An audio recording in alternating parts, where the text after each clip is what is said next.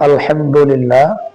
আজকে আমরা আলোচনা করব রোজা রাখা অবস্থায় কি কি কাজ করা মুস্তাহাব সেগুলো নিয়ে। 1 নাম্বার মুস্তাহাব হচ্ছে সাহারি খাওয়া। 2 নাম্বার মুস্তাহাব হচ্ছে রোজার নিয়ত রাতেই করা।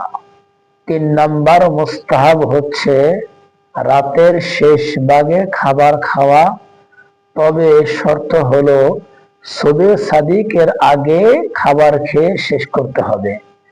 4 নাম্বার মুস্তাহাব হচ্ছে তাড়াতাড়ি ইফতারি করা, তবে শর্ত হলো সূর্য ডুবে গেছে এটা নিশ্চিত হওয়া। 5 নাম্বার মুস্তাহাব হচ্ছে গীবত, গালিগালাজ এই ধরনের গুনাহের কাজ না করা।